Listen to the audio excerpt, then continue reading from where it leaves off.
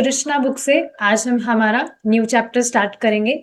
तृणावर्त का उद्धार।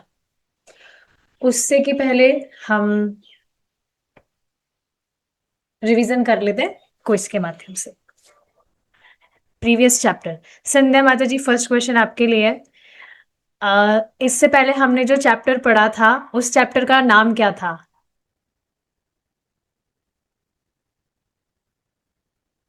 कौन सा चैप्टर पढ़ा था हमने पहले?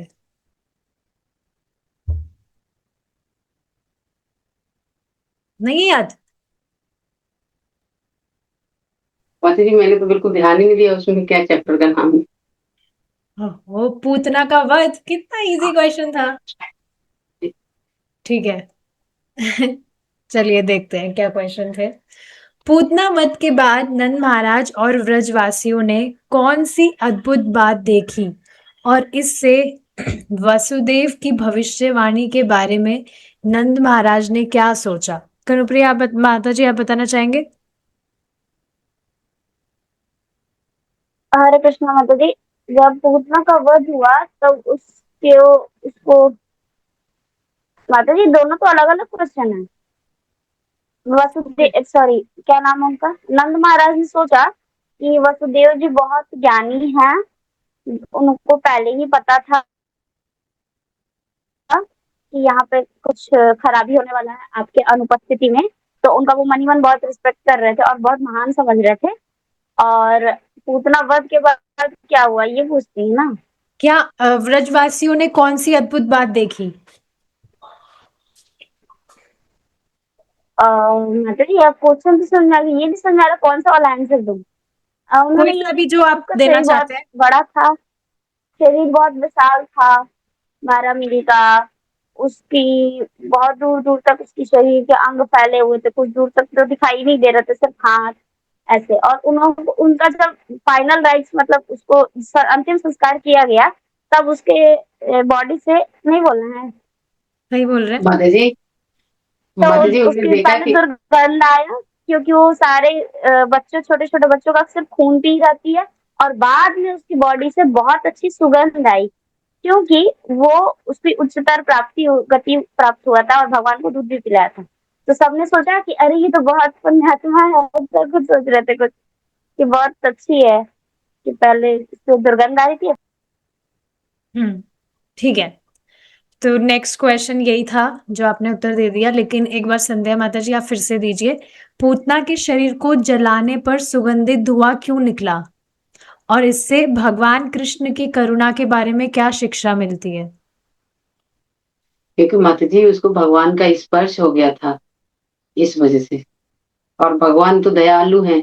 तो देखो, पूतना भगवान को मारने के लिए भी आई है, तो भगवान ने उसको अपने माता वाली गति दे दी है। हम्म। ठीक है। ठीक है।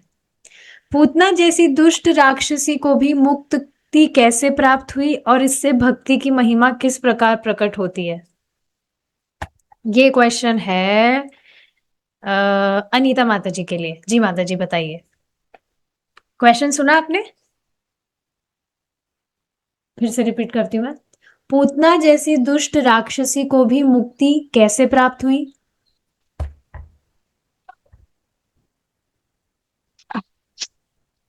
मैंने तो पिछली क्लास ली नहीं, ना पढ़ने को मिला।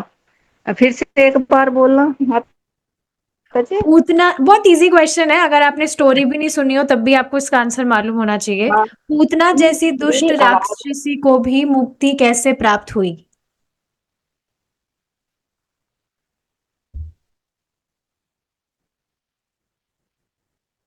नहीं मालूम? कोई और बताना चाहते हैं तो बताइए। नहीं आई।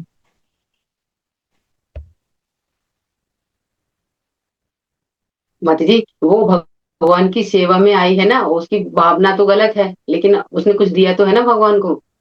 तो भगवान ने सोचा जहर ही दे रही है, लेकिन दे तो रही है ना हमें। हम्म। ठीक है। और बेसिकली भगवान ने उसका वध किया, इस वजह से वह मुक्त हुई। ये हमने देखा था कि अगर कोई भी व्यक्ति कैसे भी मर जाता है तो सिर्फ मरने मात्र से वो मुक्त नहीं होता है, लेकिन साक्षात भगवान ने उसको मारा था, इस वजह से उसको मुक्ति प्राप्त हुई। और इससे भक्ति की महिमा किस प्रकार माता जी प्रकट हम होती सब भी मुक्त हो जाएंगे। क्या? हम सब भी मुक्त हो जाएंगे माता जी, पूतना जैसे तो नहीं है ना। ठीक है। हाँ, ये बात भी है। तो फिर जो योजना बनाकर जब पूतना जैसी का उद्धार कर दिया भगवान ने, तो जो योजना बनाकर भगवान की भक्ति कर रहा है उसका तो कहना ही क्या। वो तो जरूर ही भगवान की प्राप्ति करेगा। ठीक है। यदि पूतना को केवल दूध पिलाने के कारण इतना महान लाभ मिला, तो प्रेम पूर्वक कृष्ण की सेवा करने वाले गोप, गोपियां और गायों को क्या लाभ प्राप्त हुआ?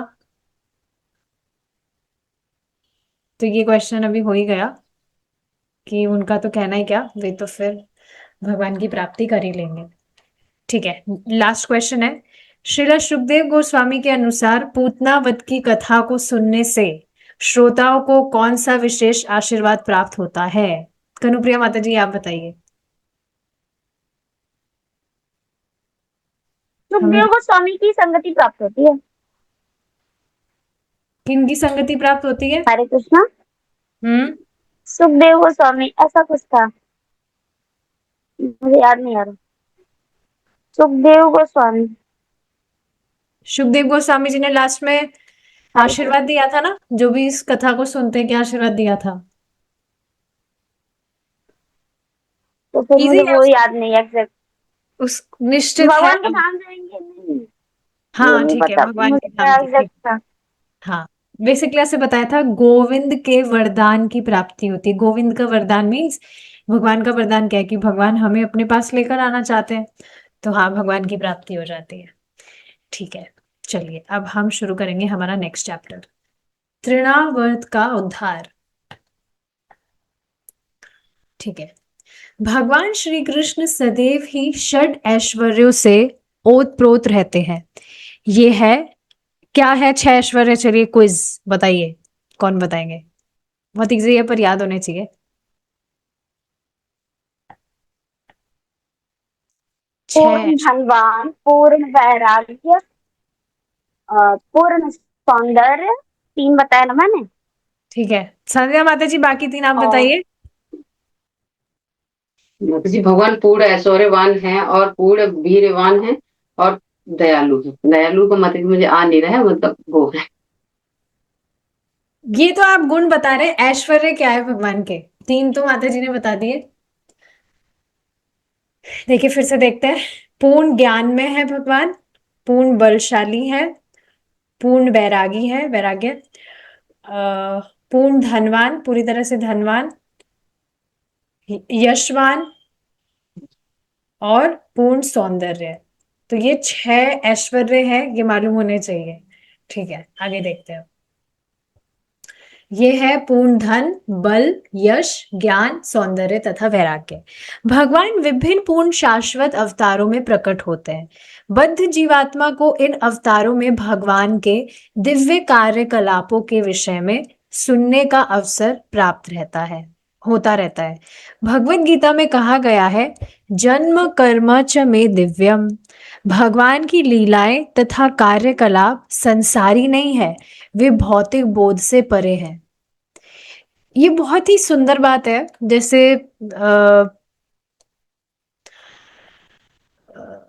शिला रूप गोस्वामी जी की कुछ बुक्स हैं और भी छोटी किताबें हैं जिसमें भगवान की लीलाओं का उन्होंने वर्णन किया है। तो उसमें से एक लीला मतलब मैं पढ़ रही थी, उसमें बेसिकली क्या था कि उसमें इस तरह से वर्णन है कि वृंदावन है और उसमें जो चिड़िया है वो उड़ रही है, और गाय है वो वो भी इस तरह से आवाज कर रही है, घास खा रही है। तो ये सारी जो चीजें हैं ये लग सकती है लौकिक, लेकिन ये भगवान से संबंधित है, तो यह भौतिक नहीं है। कोई भी व्यक्ति इसको सुनता है तो उसका उद्धार होता है। बहुत सुंदर वो लीला थी, थोड़ा सा मैं बताती हूँ थोड़ा अंश। उसमें बताया गया था कि भगवान कृष्ण जो है वे धोती पहने हुए हैं और गाय गाय का दूध निकाल रहे हैं। और जब भगवान इस तरह से बैठे हैं, भगवान की जो पीठ है वो इस तरह से थोड़ी कर्व हो रही है, भगवान जब इस तरह से दूध निकाल रहे हैं तो उसमें बहुत सुंदर लग रहे हैं। और जो गोपियां हैं वो इस तरह से भगवान का दर्शन करने के लिए पागल हुए जा रही है।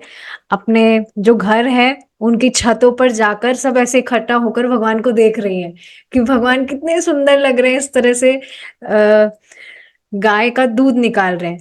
और जब भगवान इस तरह से गाय को स्पर्श कर रहे हैं तो जो गाय है वो भगवान के स्पर्श से बहुत परमानंद की मतलब परमानंद अनुभव कर रही है, बहुत सुख अनुभव कर रही है भगवान के स्पर्श से, और बहुत बहुत मात्रा में वो दूध दे रही है। तो अब कोई देखिए कोई साधारण व्यक्ति इस तरह से दूध निकाल रहा है, दिखता ही है इस तरह से निकालते ही हैं दूध, जो दूध वगैरह बेचते हैं, गाय वगैरह पालते हैं। लेकिन उनकी ये जो भी कार्य वो कर रहे हैं वो सुनने से अविद्या का नाश नहीं होता है।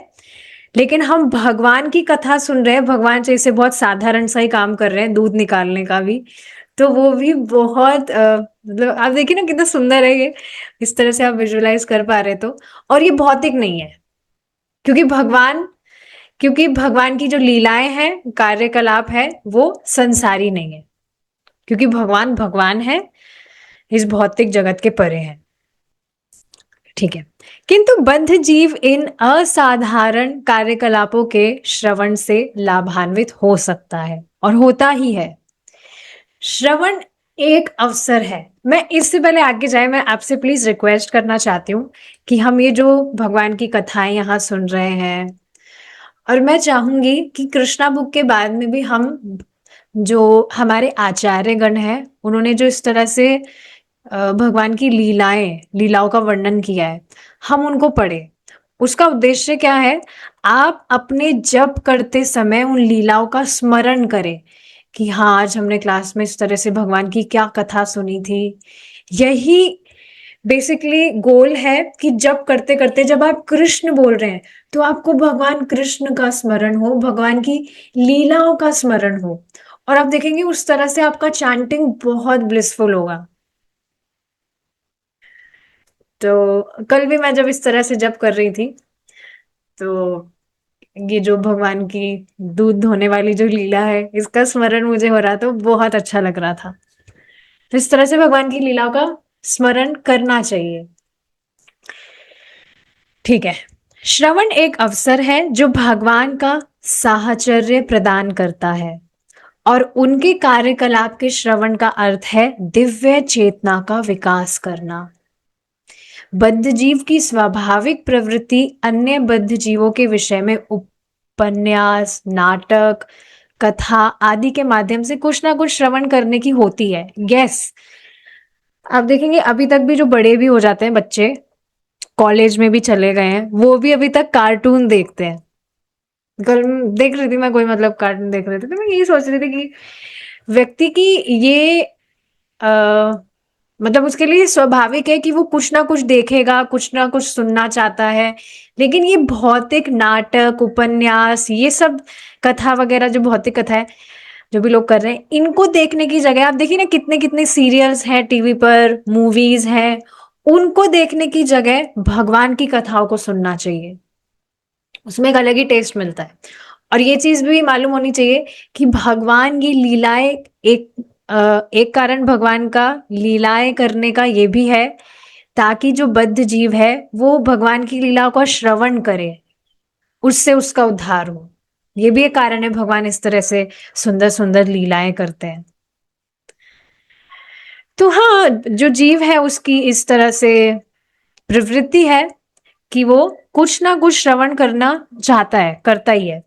अन्यों के विषय में कुछ ना कुछ श्रवण करने की इस प्रवृत्ति, अभिरुचि का उपयोग भगवान की लीलाओं के श्रवण करने में किया जा सकता है, करना ही चाहिए। तब मनुष्य तुरंत दिव्य प्रकृति की ओर विकास कर सकता है। कृष्ण की लीलाएं ना केवल सुंदर है, अपितु वे मन को मोहने वाली है। यदि कोई भगवान की लीलाओं के श्रवण का लाभ उठाता है तो प्रकृति की दीर्घकालीन संगति के कारण मन में संचित होने वाली कल्मश धूलि को तुरंत ही धोया जा सकता है। आप देखिए ना, श्रीमद् भागवतम में है क्या? भगवान की कथाएं तो है, हाँ फिलॉसफी भी है, लेकिन आप देखेंगे मेन जो है कथाएं हैं। इनफैक्ट बाद में हम आगे देखेंगे 10th 11th 12th कैंटो में तो भगवान की कथाएं कथाएं, फिलॉसफी तो वहां पर बहुत कम ही है। तो यही चीज है कि कथाएं सुनना चाहिए भगवान की।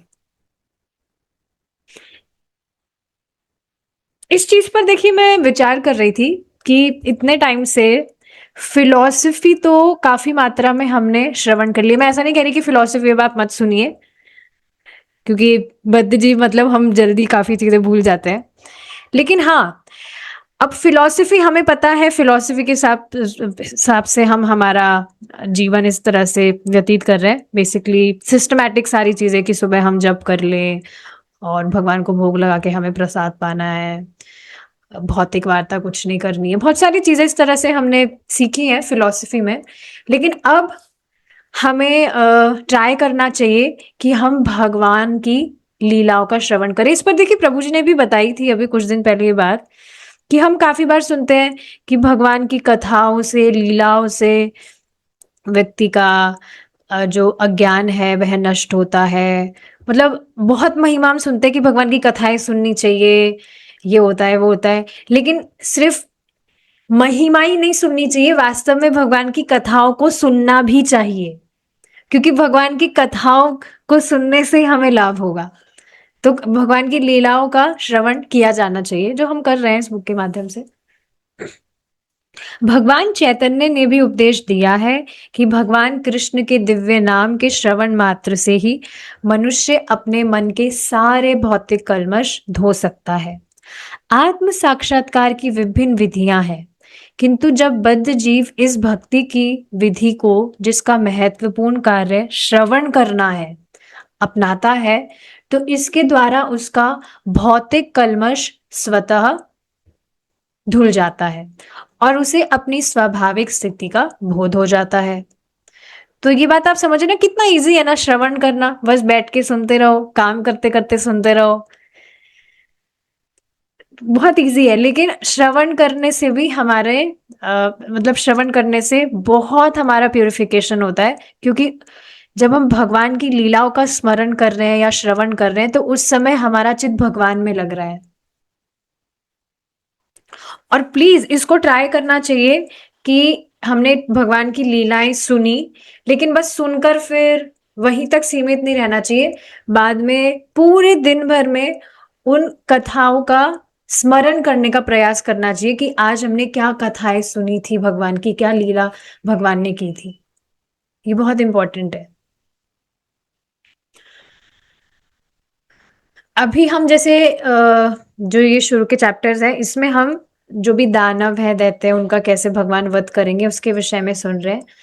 इसके विषय में प्रभुपाद जी बताते हैं कि ये दानव दैत्य की जो भी भगवान ने किस तरह से वध किया है, इनकी कथाओं को सुनने से हमारे हृदय में जो दानव दैत्य है, मतलब जो भी विकार है, काम लोभ मत मात्सर्य, ये सब, इन सब का वध होता है बेसिकली।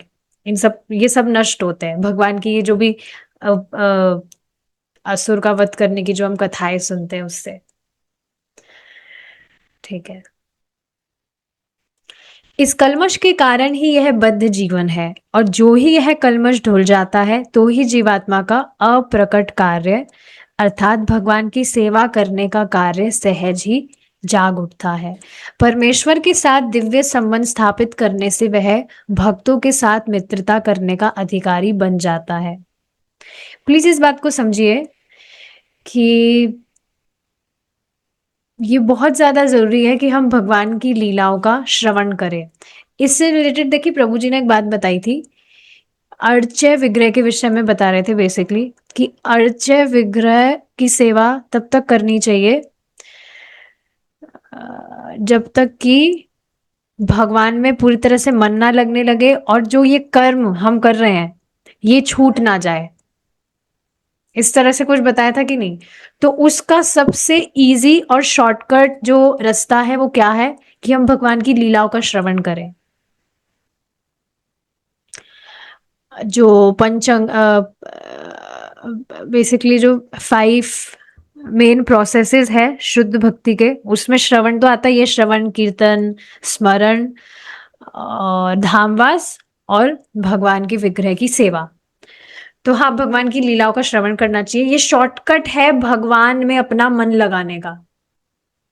शॉर्टकट मतलब शॉर्टकट नहीं, मतलब इजी वे है, बहुत आसान तरीका है। परमेश्वर के साथ दिव्य संबंध स्थापित करने से वह भक्तों के साथ मित्रता करने का अधिकारी बन जाता है। या इसको इस तरह से भी समझा जा सकता है, जब भक्तों से मित्रता होती है तो वो भगवान से अपना दिव्य संबंध स्थापित करने का अधिकारी बन जाता है।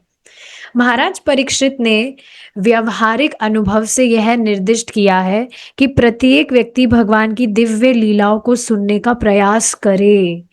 प्लीज देखिए, महाराज परीक्षित स्वयं यही तो कर रहे थे। यह लीला पुरुषोत्तम भगवान कृष्ण नामक भाष्य इसी उद्देश्य से लिखा गया है, और पाठक को चाहिए कि मानव जीवन के चरम लक्ष्य की प्राप्ति के लिए इसका लाभ उठाए। तो हाँ, हम ट्राई करेंगे कि हमने ये जो स्टार्ट किया है ना, हफ्ते में 3 दिन हम भगवान की लीलाएं श्रवण करेंगे। कृष्णा बुक कंप्लीट होने के बाद में भी और भी काफी सारी बुक्स है पूर्वाचार्यों की, उनसे हम भगवान की लीलाओं का श्रवण करेंगे और ट्राई करेंगे। मैं कल सबसे पूछूंगी कि आप जो कथा सुने हैं आज, उसको आपने पूरे दिन भर में स्मरण करने का प्रयास किया कि नहीं। और मुझे पता है झूठ तो कोई बोलते नहीं है, भक्त झूठ नहीं बोलते हैं, तो मुझे पता है आप सच ही बताएंगे। प्लीज ट्राई करिएगा पूरे दिन भर में आप जो भी मतलब हमने पढ़ा है उसको हम स्मरण करें कि कैसे भगवान, जैसे पूतनावध में हमने सुना भगवान कितने से हैं, और कैसे वो राक्षसी इतनी सुंदर स्त्री के रूप में आई, और कैसे कैसे उसने ढोंग किया। ये सारी चीजें क्या स्मरण नहीं कर सकते? कितनी सुंदर लगती है। फोटोज भी हम इंटरनेट पर देख सकते हैं इस लीला से रिलेटेड जो भी है। तो ये है सारी चीजें, ठीक है। और सुबह जब के समय में भी कर सकते हैं आप, स्मरण करना चाहिए, ठीक है। यह लीला पुरुषोत्तम भगवान कृष्ण, ठीक है, ये हमने पढ़ लिया। आगे देखिए, भगवान अपनी अहेतुकी कृपावश इस भौतिक जगत में अवतरित होते हैं और सामान्य पुरुषों की भांति अपने कार्यकलापों का प्रदर्शन करते हैं। दुर्भाग्यवश शून्यवादी या नास्तिक लोग कृष्ण को अपने समान एक सामान्य व्यक्ति मानते हैं।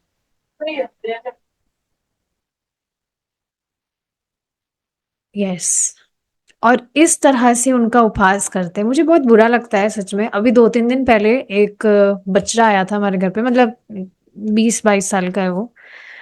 तो यहाँ कॉलोनी में पीछे रहता था कहीं, और काफी दिनों बाद दिखा था वो। तो घर पर आया, और उस समय मैं भागवतम पढ़ रही थी, मतलब प्रभु जी जो पढ़ाते हैं उसको मैं ट्राई करती हूँ पढ़ूं। तो वो आया था, तो वो सोच रहा था अरे वाह आप भागवतम पढ़ रहे हैं। तो मैंने सोचा अरे वाह, ऐसे मतलब कोई भी किसी को क्या मतलब है कि कौन क्या पढ़ रहा है क्या नहीं। आधे से ज्यादा लोगों को तो पता ही नहीं है कि भागवतम क्या है, या कुछ रुचि नहीं होती है। तो फिर इसी से रिलेटेड बात हुई थी कि हाँ मैंने भी भागवतम पढ़ी है, मेरे दादाजी के पास में बहुत पुरानी है, वो पढ़ी है। भगवत गीता भी पढ़ी है। फिर उसने कहा शिव पुराण भी पढ़ा है। मैंने कहा अच्छा है। तो मतलब ओवरऑल उससे जो बात हुई थी ना, उससे लग रहा था कि ये बहुत अच्छा इनोसेंट बच्चा है, और इसको भी चैंटिंग करने के लिए बोलना चाहिए, क्लासेस में इनवाइट करना चाहिए। तो उससे मैंने नंबर ले लिए थे उसके, और फिर वो चला गया था। फिर मैंने उससे बात करने का प्रयास किया चैंटिंग वगैरह के लिए, तो उसने कहा कि नहीं मेरे पास टाइम नहीं है। चलिए ठीक है, फिर भी आप कह रहे तो मैं कर लूंगा। फिर वो घर पर आया, 2-3 दिन बाद में घर पे आया वापस से, और घर पे आने के बाद में वो थोड़ा ज्ञानी वाला अपना रूप लेकर आया था कि वो मुझे ऐसा कुछ बताएगा जो मैं प्रैक्टिस कर रही हूँ, मतलब कृष्णा कॉन्शियसनेस उससे श्रेष्ठ है। और अपने अनुभव भी उसने शेयर किए कि मैं इस तरह से कुछ करता हूँ तो मुझे गर्मी लगती है, तो मैं इस तरह से बैठ जाता हूँ, कुछ करता हूँ तो फिर गर्मी का मुझे एहसास नहीं होता है। या बारिश आ रही होती है तो मैं इस तरह से कुछ करता हूँ तो उससे बारिश रुक जाती है। तो मैं सोच रही थी ये क्या है, बिल्कुल पता नहीं क्या बात थी। फिर बाद में भगवान कृष्ण से रिलेटेड चैंटिंग, बेसिकली चैंटिंग के विषय में मैंने उसको जब बताना शुरू किया, तो भगवान कृष्ण के विषय में बताना शुरू किया, तो उसने कहा कृष्ण तो भगवान है ही नहीं। And I was speechless. Krishna देखिए बहुत अच्छे व्यक्ति है, उन्होंने बच्चे की तरह इतना अच्छा रोल निभाया। Actor, he is a nice actor, actor ये शब्द था, बहुत अच्छे एक्टर है। उन्होंने बच्चे की तरह बहुत अच्छा रोल निभाया, एक टीचर की तरह अच्छा रोल निभाया, इसकी तरह अच्छा रोल निभाया, उसकी तरह अच्छा रोल निभाया। मैंने उसके आगे उसकी कुछ बात मैंने मना कर दिया कि ठीक है भाई, अब इस विषय में मुझे कुछ बात नहीं करनी है। मतलब मैं बिल्कुल सरप्राइज थी कि ये क्या।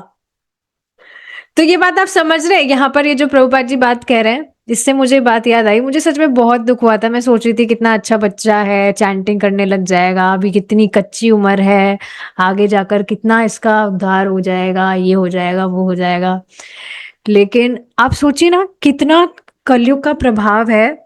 20-22 साल क्या एज होती है, कितनी कम एज है ये।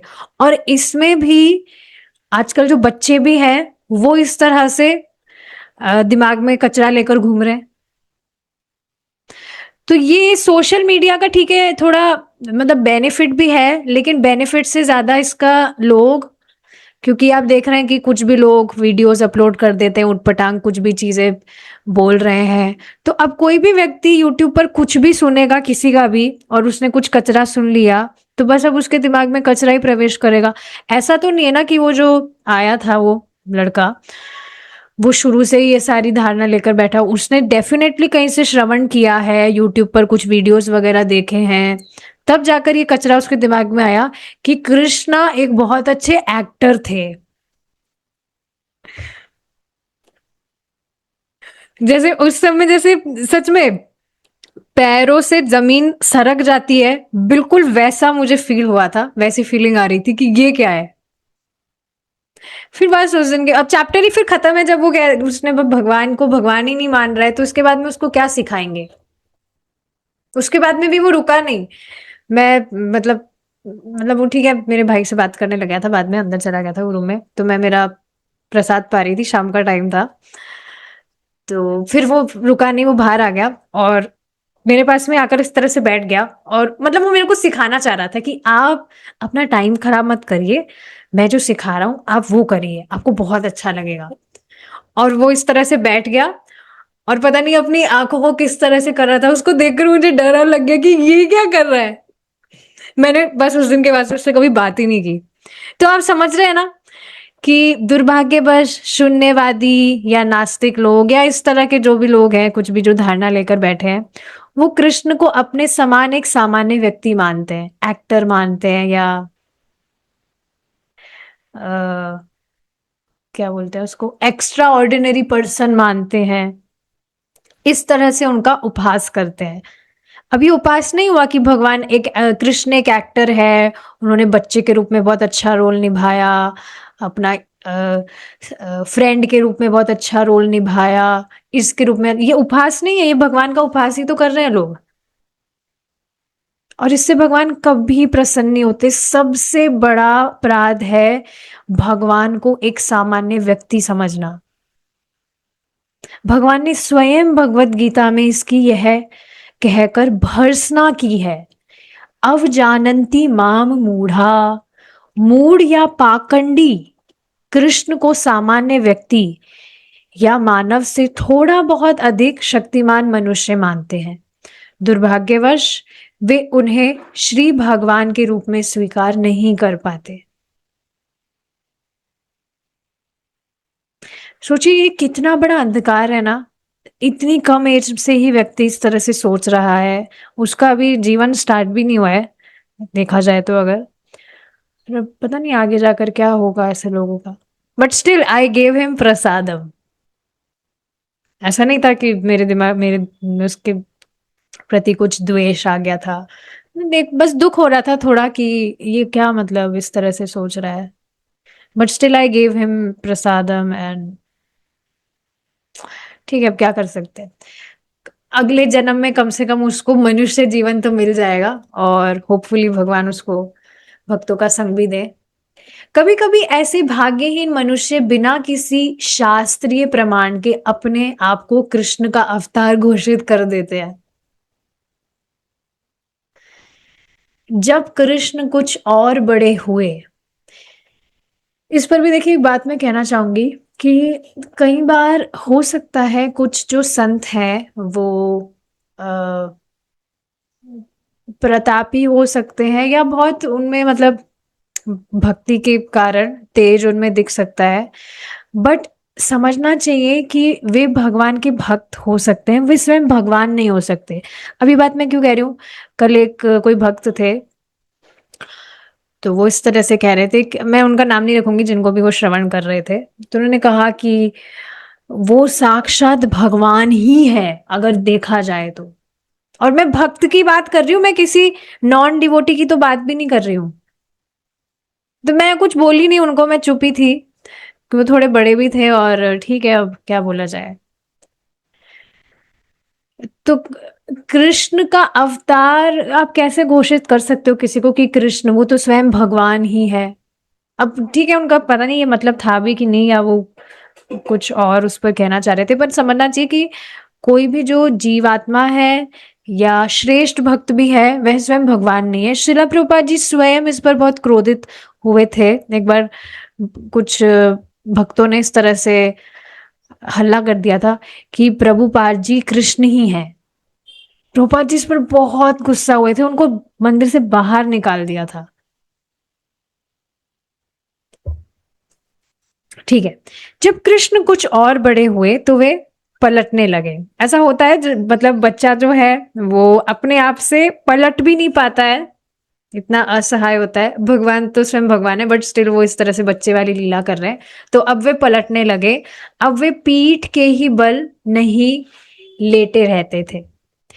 यशोदा तथा नंद महाराज ने दूसरा उत्सव अर्थात कृष्ण की पहली वर्षगांठ मनाई, सेकंड बर्थडे। उन्होंने कृष्ण जन्म दिवस जन्माष्टमी उत्सव का आयोजन किया, जो आज भी वैदिक सिद्धांतों के अनुयायियों द्वारा मनाया जाता है। भारत में सारे हिंदू जातिगत माता भेदभाव जी फर्स्ट छोड़कर, बर्थडे ना, क्या फर्स्ट बर्थडे ना। फर्स्ट बर्थडे तो हो गया ना जब भगवान कब? अवतरित हुए थे।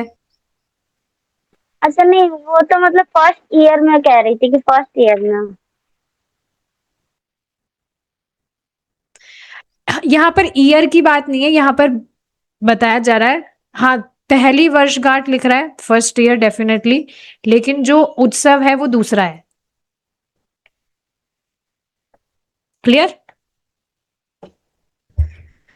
ओके। तो देखिए प्रभुपाद जी क्या कह रहे हैं, भारत में सारे हिंदू जातिगत भेदभाव छोड़कर कृष्ण का जन्मदिन मनाते हैं। सारे, हाँ ये तो है ही कि कोई भी व्यक्ति किसी की भी पूजा करता हो लेकिन जन्माष्टमी को भी व्रत रखता है, अच्छी बात है, उनसे उनको लाभ मिल रहा है। सारे ग्वाले तथा ग्वालिनों को इस हर्ष उत्सव में भाग लेने के लिए आमंत्रित किया गया। तो फिर से उत्सव हो रहा है, घुस जाइए वापस इसमें।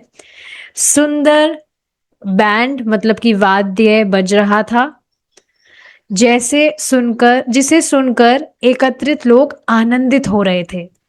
सारे विद्वान ब्राह्मणों को आमंत्रण दिया गया था और उन सब ने आकर कृष्ण के मंगल के लिए वैदिक स्तुतियों का उच्चारण किया।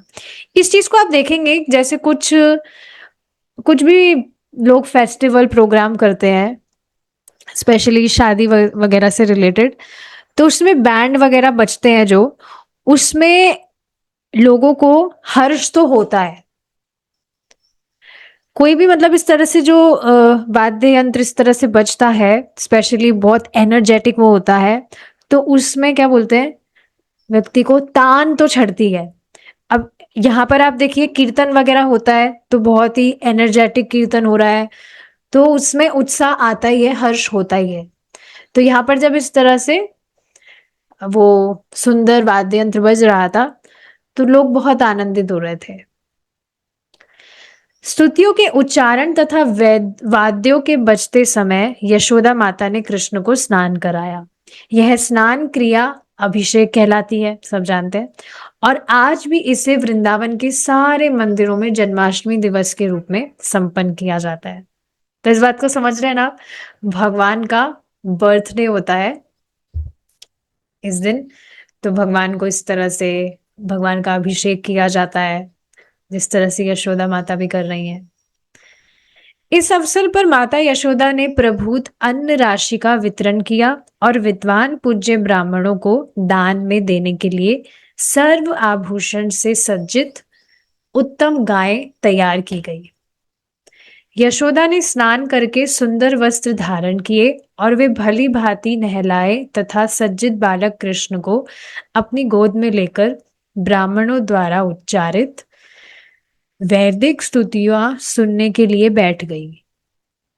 वैदिक स्तुतियां सुनते सुनते कृष्ण को गहरी नींद लग गई, अतः माता चुपके से जाकर उन्हें बिस्तर पर लेटा आई। इस शुभ अवसर पर, इसको आप प्लीज विजुलाइज करिए, बहुत सुंदर लगेगा कि किस तरह से भगवान सो गए अब सुनते सुनते, लिटिल कृष्णा, और माता चुपचाप उनको बिस्तर पर लेटा आई। इस शुभ अवसर पर सारे मित्रों, संबंधियों तथा वृंदावन वासियों का स्वागत करने में व्यस्त रहने के कारण यशोदा जी बालक को दूध पिलाना भूल गई। बालक भूख के मारे रो रहा था, किंतु शोर के कारण वे बालक का रोना ना सुन पाई। तो ये बहुत सुंदर लीला है जिसमें माता उनको लेटा आई वहां पर, और फिर बस वो अपने कामों में व्यस्त हो गई, और इस कारण से कृष्ण को दूध पिलाना भूल ही गई। अब इस पर भगवान छोड़िए, जो छोटा बच्चा भी उसको भूख लगती है तो उसके पास में रोने के अलावा और कुछ भी ऑप्शन नहीं होता है कि वो कुछ और कैसे सिग्नल दे कि उसको भूख लग रही है, वो भूखा है बेचारा, और कुछ तो कोई सिग्नल नहीं दे सकता है कुछ भी। उसको अगर भूख लग रही है तब भी वो रोएगा, उसको कुछ पीड़ा वगैरह हो रही है तब भी वो रोएगा। इस पर ये बात बताई जाती है कि बच्चा इतना असहाय होता है, बेसिकली जन्म से रिलेटेड, कि जन्म अच्छा नहीं है बच्चे के रूप में। माता को पता नहीं होता भाई उसको भूख लग रही है कि ये किसी पीड़ा से रो रहा है। कभी उसको भूख लग रही होती है तो माता समझती है कि शायद इसको पीड़ा हो रही है, तो उसको दवा खिला देती है। और उसको पीड़ा हो रही होती है, सब सोचिए पेट में ही दर्द हो रहा है, तो माता सोचती है शायद इसको भूख लग रही है इस वजह से रो रहा है ये, तो उसको और दूध पिला देती है, तो उससे और फिर उसको बेचारे को दिक्कत हो। तो इस वजह से बताया जाता है जन्म बहुत अच्छी चीज नहीं है। तो ये सारी चीजें, एनीवेज, तो यहाँ पर आप देखेंगे अब कृष्ण को जब भूख लगी तो वे भी रो रहे थे जैसे बच्चा एक रोता है, लेकिन शोर के कारण किमी को भी उनका क्रंदन सुनाई ही नहीं दिया, उनका रोना किसी को सुनाई नहीं दिया। अतः बालक अत्यंत क्रुद्ध हुआ क्योंकि वह भूखा था और माता उसकी ओर ध्यान नहीं दे रही थी। अतः वह अपनी टांगे ऊपर उठाकर चरण कमलों को सामान्य बालक की तरह पटकने लगा। ऐसा होता है, ये बच्चे ऊपर ऐसे पैर करते हैं, ऐसे करते ही हैं।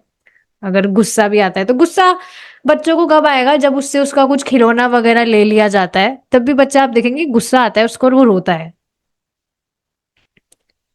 इस चीज को आप देख रहे हैं ना, एक चीज इससे और समझ क्या आती है कि छोटे बच्चे को भी मालूम है कि उसकी इंद्रिय तृप्ति में बाधा हो रही है, तो उसको भी गुस्सा आता है।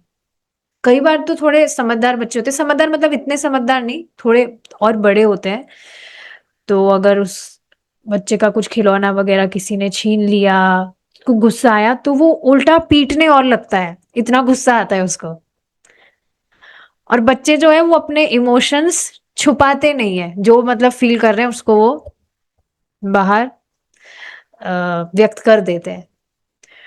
तो इससे बिल्कुल स्पष्ट नजर आता है कि किस तरह से ये पिछले हमारा जो जन्म रहा है उससे ये कैरी फॉरवर्ड हो रहा है।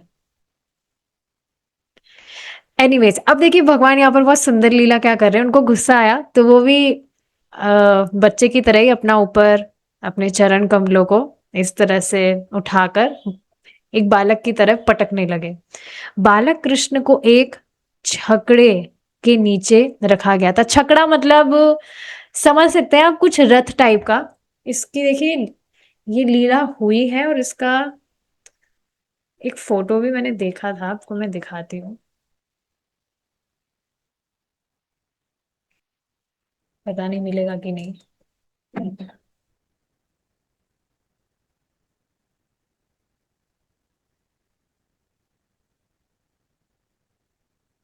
माता जी, जो बैलगाड़ी होती है ना, हम्म। बैलगाड़ी को ऊपर करके जब रखा जाता है ना, उसी के शेप में होता है, लकड़ी का होता है, वही बता रहे हैं।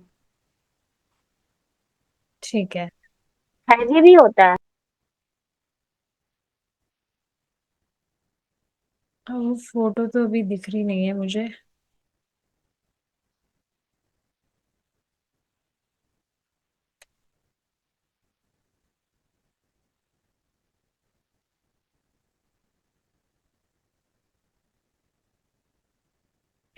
ठीक है, मैं आज ढूंढ के रखूंगी, अभी तो नहीं मिल रही। तो हाँ, भगवान ने क्या किया, भगवान इस तरह से लेटे थे जैसा कनुप्रिया माता जी ने बताया, बैलगाड़ी टाइप का जो कुछ था उसके नीचे उनको लेटाया गया था माता के द्वारा। तो अब उन्होंने क्या किया, डेफिनेटली यहाँ पर भगवान सबका ध्यान अपनी तरफ आकृष्ट करना चाहते थे। देखिए इस बात को समझिए, भगवान बस चाहते हैं कि हमारा हमेशा उन पर ही ध्यान रहे, उनके अलावा हम कहीं और ध्यान ना ही लगाए।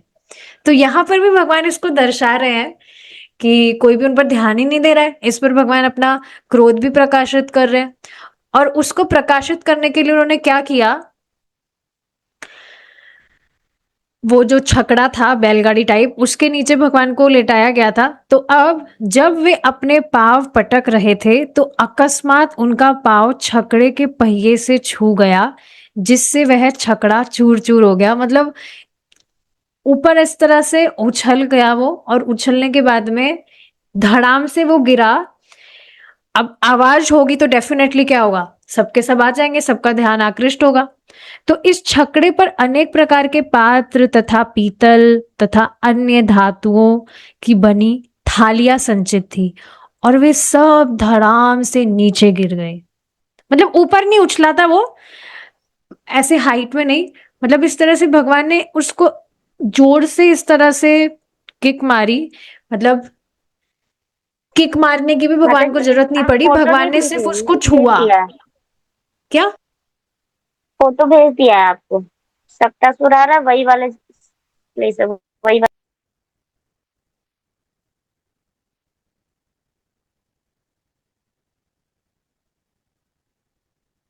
हम्म। देखिए जैसा कि आप इस फोटो में देख सकते हैं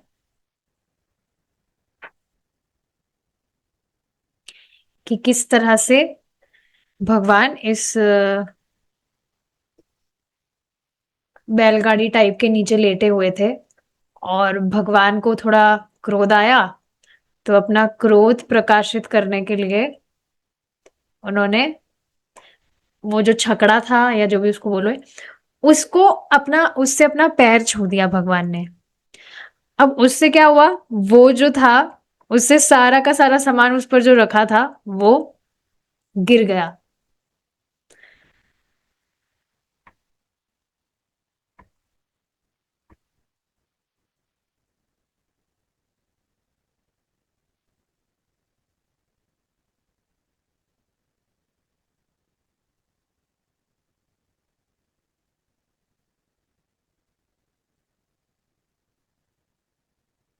इसकी एक क्लियर फोटो मैंने निकाली है।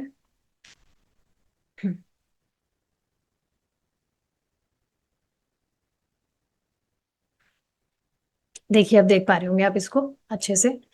तो हाँ, भगवान ने क्या किया, इस तरह से, अब देख रहे हैं कितनी छोटी से भगवान है, इस तरह से लेटे हुए हैं और लीला कर रहे हैं यहाँ पर भी। तो इससे देखिए ये शिक्षा मिल रही है, एक शिक्षा क्या मिल रही है कि भगवान चाहते हैं कि बस हम उनकी तरफ ही हमारा ध्यान रखें और कहीं हम हमारा ध्यान ना भटकाए। तो उन्होंने क्या किया, इस तरह से अपना पैर वहां पर छुआ, तो सारे के सारे उसमें जो पात्र पीतल और अन्य धातु की जो भी थालियां वगैरह रखी थी वो सब नीचे गिर गई। छकड़े का पहिया दूर से धूरे से निकल गया, और पहिए से सारे आरे टूटकर इधर उधर छितर गए। तो आप देख ही पा रहे हैं कि ये इस तरह से गिरा हुआ है। यहाँ पर एक पहिया तो यहाँ पर है, वहां दूसरा पहिया होना चाहिए तभी ये खड़ा रहेगा। तो वो जो दूसरा पहिया था वो निकल गया और सारे के सारे आप देख पा रहे हैं यहाँ पर ये जो भी पात्र वगैरह है वो नीचे गिर गए।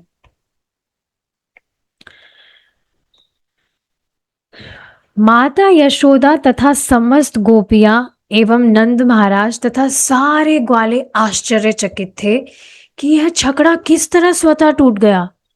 इस पावन उत्सव में उपस्थित सारी स्त्री तथा पुरुष छकड़े के चारों ओर एकत्र हो गए, जैसा आप इस फोटो में देख पा रहे हैं, और सुझाव देने लगे कि यह छकड़ा किस तरह टूटा होगा, किंतु कोई इसका कारण नहीं जान पाया। हाँ, कुछ छोटे छोटे बच्चों ने जिन्हें नन्हे कृष्ण के साथ खेलते रहने का काम सौंपा गया था, भीड़ को बताया कि पहिए में श्री कृष्ण का पाँव लग जाने से ऐसा हुआ है।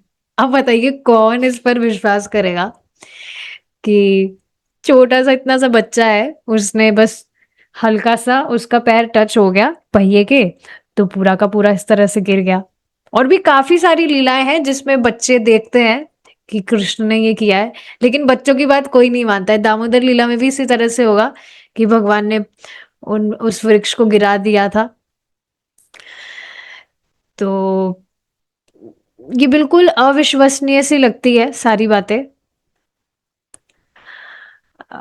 कि इतना छोटा सा बच्चा ये सारी चीजें कैसे कर सकता है, पर कोई ये नहीं समझ पा रहा कि वे भगवान है। ठीक है।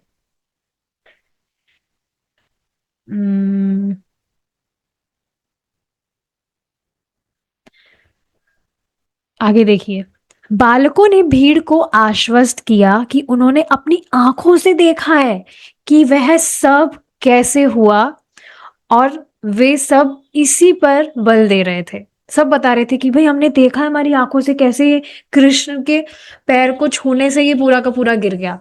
कुछ लोग तो ध्यान से छोटे बच्चों के बयान सुन रहे थे कि बच्चे कह क्या रहे हैं, किंतु दूसरों ने कहा आप इन बच्चों के कहने पर कैसे विश्वास कर सकते हैं। ग्वाले तथा ग्वालिने यह जान पाई कि सर्वशक्तिमान भगवान वहां बाल रूप में लेटे हुए थे और वे कुछ भी करने में समर्थ थे। संभव तथा असंभव दोनों ही उनके वश में थे। जब इस तरह विवाद चल रहा था तो बालक कृष्ण रो पड़े। अब कुछ लोग थे वो इस बात पर विश्वास नहीं कर रहे थे, कुछ लोग सोच रहे थे कि ये साक्षात भगवान ही है जो बच्चे के रूप में यहाँ पर है। कुछ लोग क्या सोच रहे थे, कुछ लोग क्या सोच रहे थे, लेकिन अब भगवान क्या किया, भगवान वापस से रो पड़े। माता यशोदा ने बिना प्रतिवाद के बालक को अपनी गोद में उठा लिया और भूत प्रेत दूर करने के लिए वैदिक स्तुतियों का उच्चारण करने के लिए विद्वान ब्राह्मणों को बुलवा भेजा। तो आप देख पा रहे हैं कुछ भी इस तरह की अनहोनी हो रही है, विच इज नॉट अनहोनी, ये भगवान की लीला है, भगवान कर रहे हैं, पर सब इस तरह से सोच रहे हैं क्या अनहोनी हो रहे हैं, अनहोनियां हो रही है, कुछ भूत प्रेत यहाँ पर घूम रहे हैं, इतना सुंदर हमारा कृष्ण है तो ना इसके नजर ना लगे, इस वजह से उनकी सुरक्षा के लिए माता यशोदा वापस से ब्राह्मणों को इस तरह से बुलवाई कि वो भूत प्रेत निकट ना आए, कुछ संकट ना आए, उसके लिए मंत्र उच्चारण वैदिक स्तुतियां वगैरह करें। साथ ही वे बच्चे को दूध भी पिलाती रही। यदि बालक अपनी माता का दूध ठीक से पीता है तो समझा जाता है कि बच्चे को कोई खतरा नहीं है।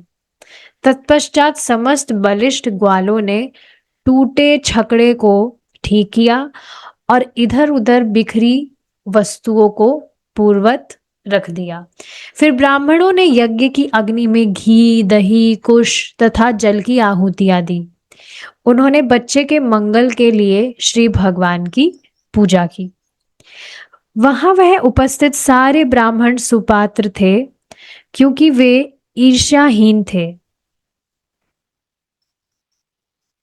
उन्होंने कभी असत्य भाषण नहीं किया था, वे घमंडी नहीं थे, वे सबके सब अहिंसावादी एवं प्रामाणिक थे, अतः ऐसा कोई कारण ना था कि उनके आशीर्वाद व्यर्थ जाए। सुपात्र ब्राह्मणों के दृढ़ विश्वास के साथ नंद महाराज ने अपने पुत्र को गोद में लेकर विविध औषधियों से मिश्रित जल के द्वारा उसे स्नान कराया और ब्राह्मणों ने ऋग्वेद, यजुर्वेद तथा सामवेद से स्तुतियां पढ़ी। तो इस तरह से आप देख रहे हैं कि सब उनकी सुरक्षा के लिए कर रहे हैं। 9 बजे तक ही हम पढ़ते हैं।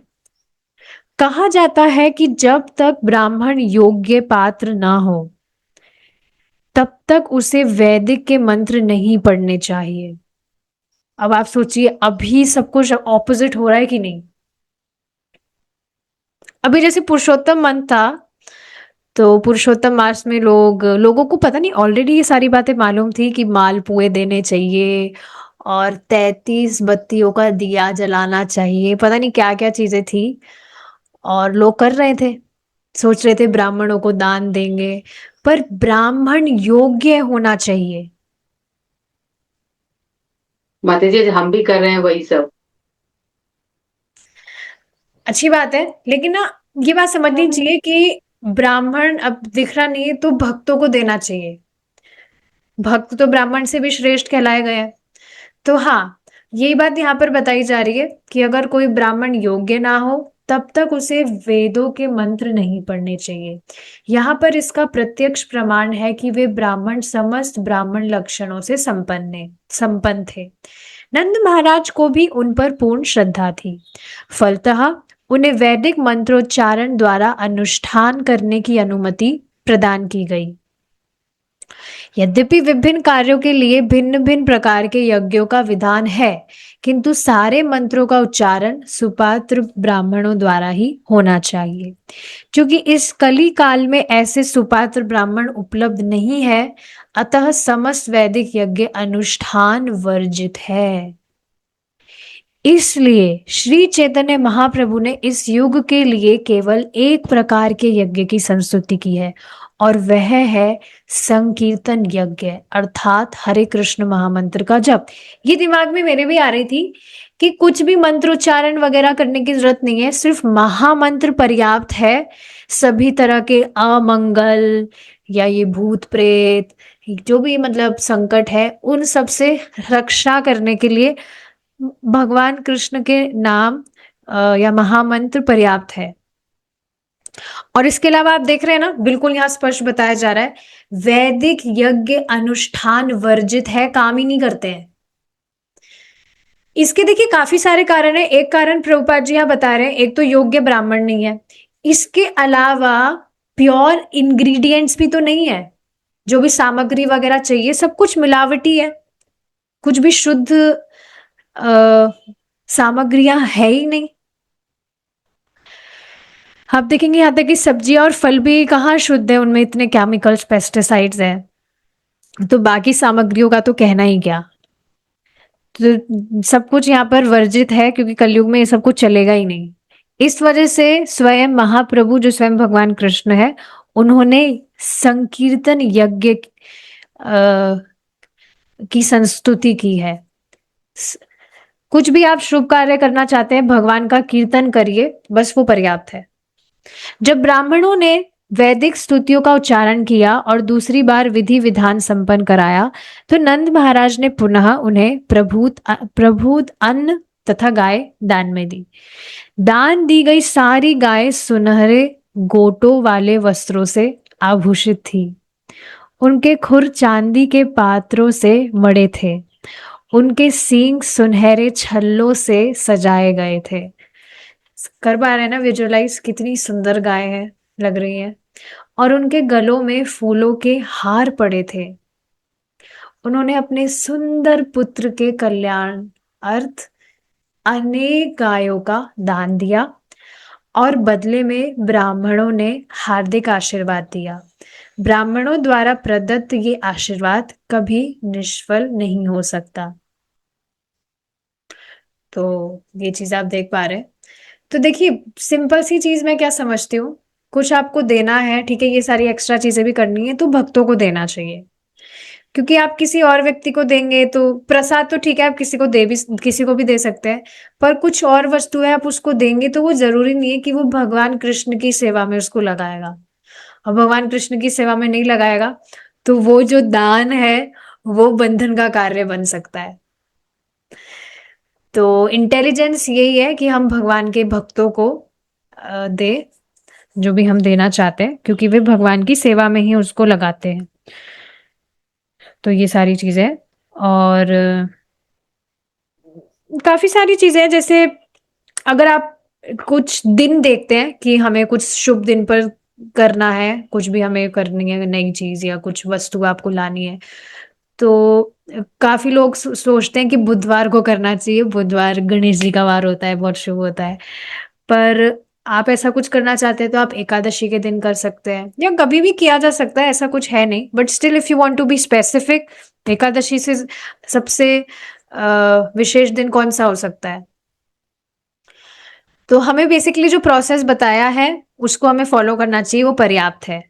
बाकी सब चीजें काम करने वाली है नहीं। तो ठीक है, इसी से हम हमारा आज का सेशन कंक्लूड करेंगे, और बाकी जो कथा है, ये चैप्टर तो कल ही कंप्लीट हो जाएगा, इसको हम कल कंप्लीट कर देंगे। तो और नेक्स्ट चैप्टर तो काफी बड़ा है, तो हो सका तो नेक्स्ट चैप्टर भी कल ही स्टार्ट कर देंगे हम। ठीक है, अब हम यहाँ पे रुकेंगे। श्री कृष्ण भगवान की जय, श्रीला प्रभुपाद की जय। हरे कृष्णा।